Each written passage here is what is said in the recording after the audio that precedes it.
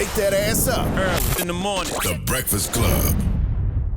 Morning, everybody. It's DJ NV, Jess Hilarious, Charlamagne the Guy. We are the Breakfast Club. Jess is on maternity leave, so Lauren LaRosa is filling in, and we got a special guest in the building, the president of the Service Employees International Union, April Verrett. Is it Verrett or Verrett? It's Verrett. Verrett. Welcome. Good morning. How are you Good feeling? morning.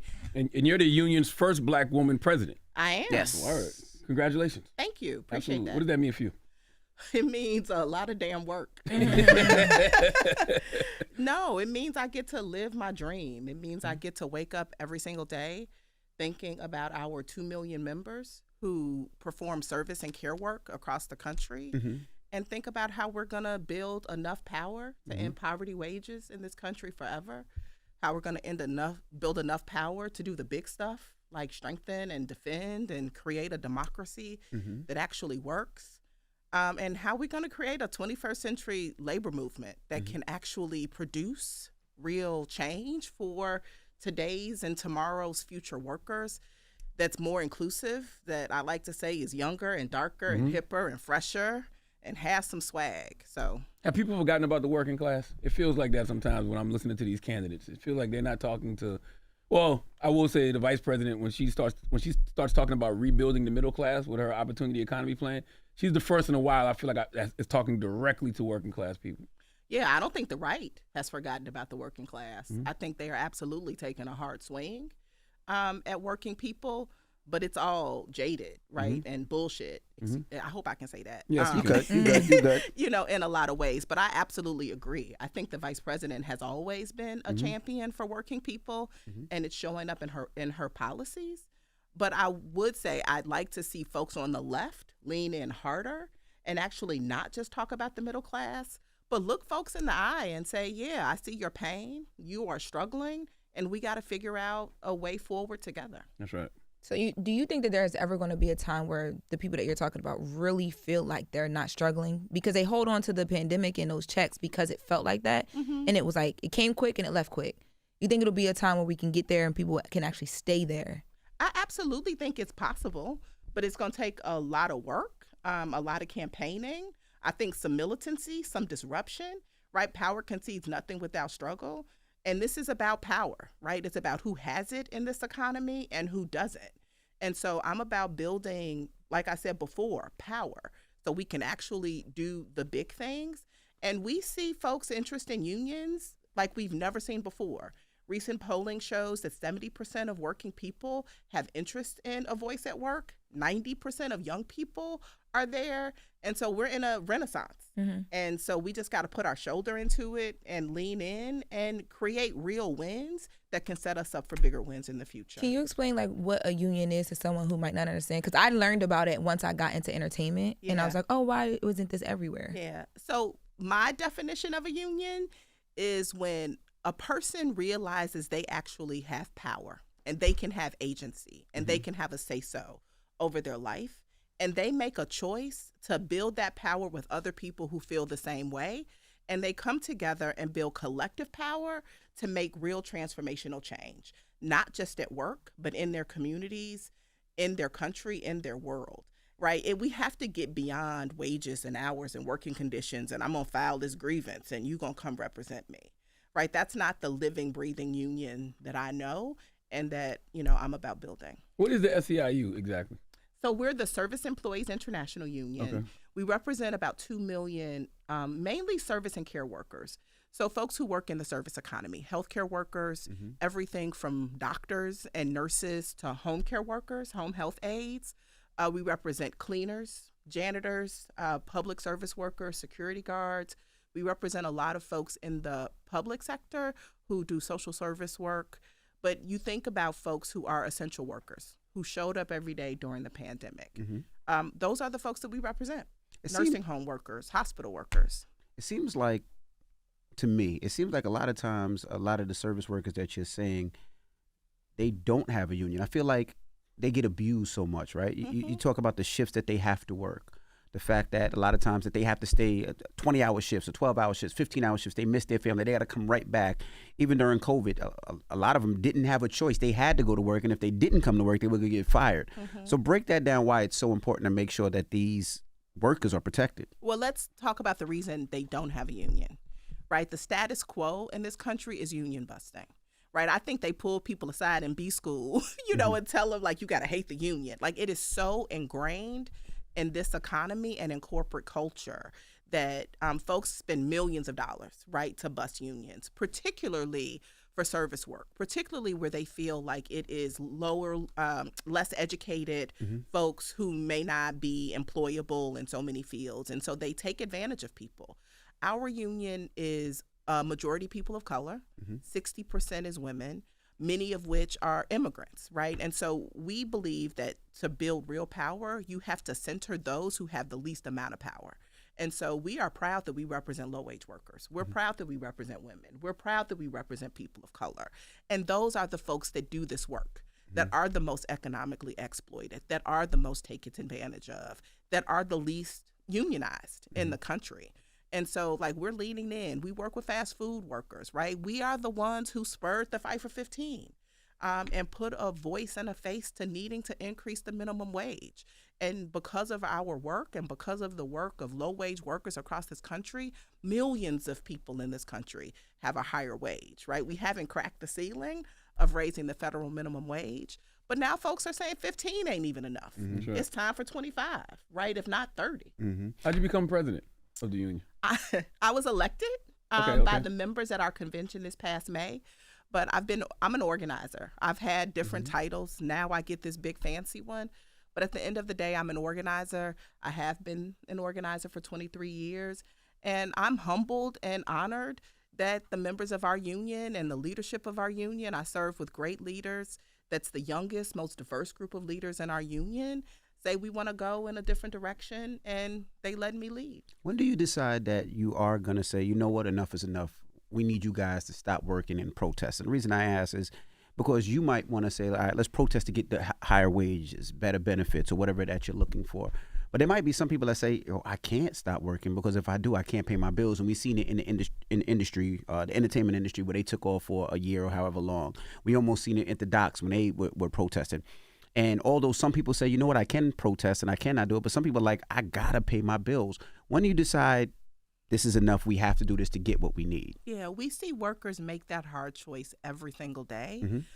We just recently, in the last year, had the largest strike of healthcare workers, hospital workers in history. 100,000, Kaiser hospital workers across the country went out on strike. And it's not an easy choice, right? Put yourself in their shoes, because they are, trying to figure out how to make ends meet, how to keep a roof over their head. But it's that damn bad that I'm going to take this stand. And so our position is that if workers are there, we are going to do everything we can to have their back. And militancy and disruption is necessary for change, right? Nothing comes easy. And I'm just proud that workers are willing to make that sacrifice. At SEIU, y'all are spending $200 million this election cycle? We are spending $200 million. To mobilize 6 million working class voters. Right. Our goal, and which we have reached, so we are going for another million between now and Election Day, is to reach 6 million, I call us high opportunity voters, those that are not engaged, that have been disenfranchised, left out of the political process, people of color, first-time voters, young voters, immigrants who are now citizens and can vote. We run our program in 7 different languages. Nobody should be left out of the voting franchise because of a language barrier. And we're in all of the battleground states. Like, we kicking ass out there on the streets. I've been to Milwaukee, Detroit. I was just in Atlanta yesterday. I was in Charlotte, North Carolina over the weekend. Tens of thousands of our members are out on the streets volunteering their time. It's a cat in Philly. He's knocked 10,000 doors himself. Wow. Right? In Philadelphia. He's a security officer because he knows that this election is about working people. We like to say Kamala Harris, right? Tim Walz, those are our folks, as are others up and down the ballot. But this election is about us. And our votes are about us. Our votes are our demands for a better future for ourselves and our families. Where'd y'all get the money from? Our members, right? Okay. Because they pay dues to be in a union, right? Our members pay dues. Got you. But because of Citizens United, we can't just use straight up dues money for political activity. So our members also make a contribution to what we call COPE, It's our Committee on Political Education, and that is what funds our direct voter contact and advocacy work. And, it's the members who usually struggle the most that dig the deepest, right? And so our goal is to have 25% of our members contribute $20 a month to our political fund, because we know that we got to build power, and you can't do that outside of the political arena. So Mobilize Justice is something else. Mobilize Justice is a partner organization of ours that we are really proud to partner with, that's doing amazing work, reaching people with folks like Killer Mike and Michael Vick, Jada Kiss, Benny Siegel. They've been in Philadelphia, Michigan, Detroit. Yeah, I saw Detroit, that. Atlanta. Ice with Vezel. Vezel was, I think, with y'all. Yep, that's right. Black Sam. Yep. Black Sam. Because these folks are donating their time, right? Because they're real folks who can engage people where they are, right? You can see a lot of celebrities who get involved, but not everybody is willing to go to the Camelot projects in Atlanta and knock doors, right? And make sure folks are going to get out and vote. So really proud of our partnership with Marvin Bing and Mobilize Justice. Why are working class voters supporting the Harris-Walz ticket? I believe folks can connect the dots, right? First of all, these are two candidates who've always shown up for working people. They have a track record, right? They have life's work that proves that when it comes down to it, they have shown up for working people in ways that the folks on the other side just have not, right?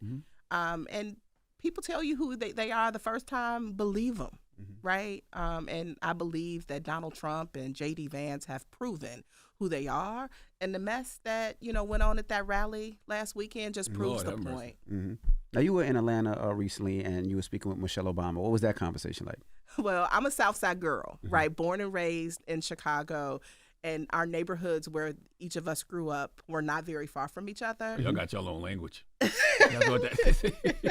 So being able to meet her for the first time was just like, bucket list stuff. Okay. But I just think she is the epitome of telling the truth and authenticity and grace and so much power behind it, and get shit done. And so I am a total fangirl of hers. And so being able to spend some time with her yesterday, and the work that she's doing, right, to get young people, disenfranchised voters, just registered to vote, to make sure they have a voting plan. Everyone has a contribution to make to our democracy, and I think she has her own special role. As you've been traveling around the country, what's the biggest concern you hear voters talking about?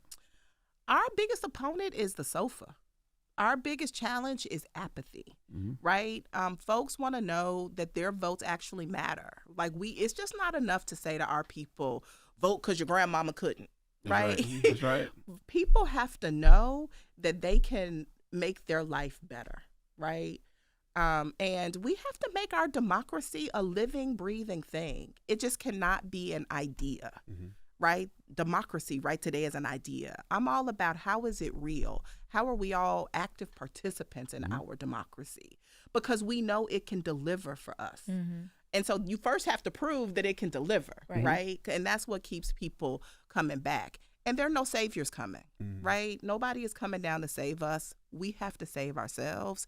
And we can do that if we own our power and actually move this political machine in a way that can produce real policy that helps working people. Have any of the candidates on either side, Kamala and her team or Trump and his team, tried to reach out to you guys direct? Because y'all are doing so much and mobilizing so much. I would assume you're like a direct ear to the streets. Yeah, we talk up to candidates all the time, right? We have spoke at the close DNC. relationships. You I spoke did at the speak at the DNC, DNC. How did that come about then? Like, what's your relationship then with Kamala and her team? Well, I've known Vice President Harris since I was a leader in California. Gotcha. And she was Attorney General, ran for the Senate.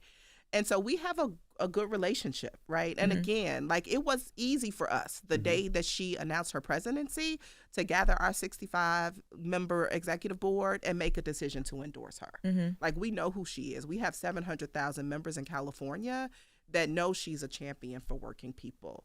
But we also got to tell them, like, come on, get it together. Like, y'all need to be doing this. This is what the streets are saying, right? Folks need to hear you lean in more on the economy, right? And so it's a partnership. And we also have a really tremendous relationship with Governor Walz. He's been an amazing governor for people in Minnesota. Does fatigue make you nervous? I mean, between watching I'm nervous football, as hell. between watching the World Series, it just seems like it's all the time. And, I feel like a lot of people are getting nervous. I was speaking to a Latino woman this morning. We were just talking about it. She was like, yo, I'm just tired of it. Like, at this point, it's like, let's have this election. Let's get this over it. I'm tired. It's too much. Who y'all tired in my of, life. though? It's just the all VP over the only place. been running for 100 days. I think It feels like it's longer than that. Yeah, it does And feel like it's been longer than it's that. overdrive. It does. It has been an intense Overdrive, yes. 100 days. Because of Trump. Well, sure, He's but exhausting. and it's been 2 years. It's exhausting. It's Right, been a I feel long like time. as soon as the 10, midterms almost are 10. 10. Look, we have a lot of PTSD from the first Trump presidency and the pandemic. I feel like we as Americans are dealing with a lot of trauma. And this election being as intense as it has been has just kind of exacerbated that. And y'all, they crazy. Like, they are out here wilding. They are burning ballots. So, and then let's not forget what happens after Election Day. It's going to be a roller coaster as well. Oh, yeah, 'Cause they're going to try to steal it. they are totally going to try to steal it. So just, strap up. How do you? You know more than 46 million. Not that strap. No, but I mean, put your seatbelt on. That's strapped too, legally. That's strapped too, legally. That's right. More than 46 million people have voted early. It's incredible. So, I mean, that says More than a how many? lot. More than 46 million. Really? Yes, have voted early. That says a lot. Like, Election Day, it might be record numbers of people that come out, which I think bodes well for the VP. I certainly hope so. I think also we are learning about early voting, and I think we'll continue to see those numbers get higher.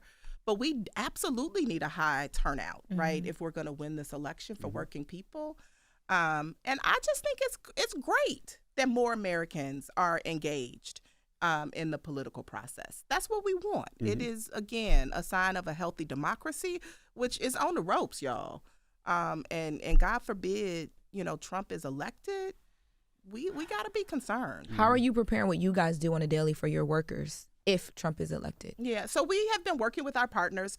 We were caught flat-footed when he won the first time, Right. like just telling the truth. You didn't think it was going to happen? No, nobody thought it was going to happen. And so it took us a while to figure it out. But what I'm saying, our hopes and dreams don't change. Right? Children are still, needing good education. Families still need food. Like, we still need health care. Like, our hopes and dreams don't change.